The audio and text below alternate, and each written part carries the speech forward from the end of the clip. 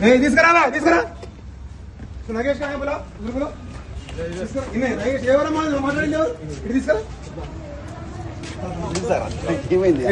పెడదామని లోపలికి వెళ్తాం. మేడం అంటున్నారు మేము తీసుకోము, మేము వర్క్లో ఉన్నాం, మాకు వేరే ఉంటాయి కదా, వేరే కేసెస్ ఉంటాయి కదా, అవి చూసుకోవాలని మాట్లాడుతున్నారు. అది కాకుండా ఇప్పుడు మళ్ళీ నన్ను లోపలికి తీసుకెళ్ళి ఎవరైతే నాకు న్యాయం చేయడానికి వచ్చిన జర్నలిస్ట్ ఉన్నారో వాళ్ళపైన రిటర్న్ కేసు పెట్టామని చెప్పేసి ఇట్లా బెదిరిస్తున్నారు మేడం వాళ్ళు లోపలికి తీసుకొని నన్ను.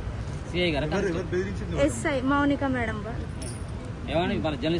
ఉల్టా కేసు పెట్టామా? నేను పెడదాం అనుకుంటున్నాను. జర్నలిస్టుల పైన నేను పెట్టాలనుకోవట్లేదు మేడం, సార్ వాళ్ళ పైన నేను పెడదాం అనుకుంటున్నాను. ఎందుకంటే ఆల్మోస్ట్ నేను ఇప్పుడు ఈ పోలీస్ స్టేషన్కి తిరుగు కాబట్టి 29 days అవుతుంది. 29 days నుంచి ఏ రోజు కూడా వాళ్ళు అంటే జస్ట్ పిటిషన్ తీసుకున్నారు కానీ ఇది ఇట్లా కాల్ లిఫ్ట్ చేసినారు లేదు అనేది నాకు ఏది కూడా చక్కగా రెస్పాన్స్ రాలేదు. తీసుకున్న ఆ రోజు జస్ట్ మాట్లాడినారు అంతే, కానీ నేను ఎన్నిసార్లు కాల్ చేసినా కూడా మౌనిక మేడం ఎవరైతే ఎస్ఐ మేడం అయితే ఉన్నారో ఆమె ఇంతవరకు కూడా నాకు ఏం సరిగ్గా రెస్పాన్స్ ఇవ్వట్లేదు అని చెప్పేసి నేను సంతోషంగా నేను ఇందాక సార్ ఎవరైతే ఇన్స్పెక్టర్ సార్ ఉన్నారో అతని పైన కేసు పెట్టడానికి వెళ్తే లేదు మేము ఇప్పుడు నేను రాస్తున్నా, ఆల్రెడీ కంప్లైంట్ రాస్తున్నా, మీరు ఏమన్నా ఉంటే తర్వాత చూసుకోండి ఇక్కడ తీసుకోను అన్నట్లుగా మాట్లాడుతున్నారు మేడం. లేదు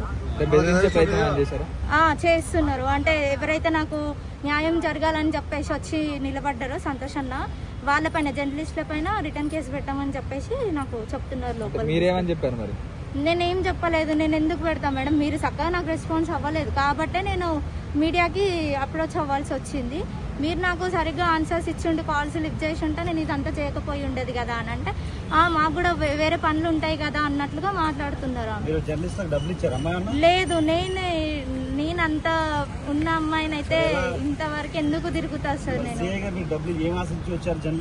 అంటున్నారు, ఆ మాట కూడా అంటున్నారు.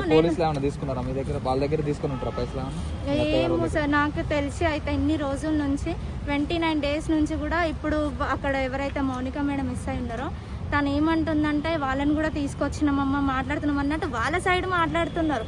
మరి వాళ్ళు ఇచ్చినారు వాళ్ళు ఏమన్నా వీళ్ళకి అమౌంట్ ఇచ్చినారు అన్నట్టు నాకు అనిపిస్తుంది, ఎందుకంటే వాళ్ళకి బాగా సపోర్ట్ చేస్తున్నట్టుగా మాట్లాడుతున్నారు వీళ్ళు. సార్ ఇప్పుడు ఆ సార్ అయితే ఈ మాదిగోళ్ళ గోల్ అంతా ఏంది నాకు ఇదంతా అన్నట్లుగా కొంచెం మాట్లాడుతున్నారు వల్గర్గా. సో ఇంకా అది కాకుండా నేను న్యాయం కోసం అని వస్తే ఎవరైతే జర్నలిస్టులు ఉన్నారో వాళ్ళపైన ఇట్లా దౌర్జన్యానికి దిగినారు కాబట్టి నేను సార్ పైన కేసు పెట్టాలను. జర్నలిస్టుల పైన ఎస్సీ అట్రాసిటీ కేసు పెడతాము మౌనిక అసలు అక్కడ అలాంటి మాటలు అయితే మీడియా వాళ్ళు ఎవ్వరు కూడా యూజ్ చేయలేదు. నేను అక్కడనే ఉన్నా, సాక్ష్యం నేనే దానికి.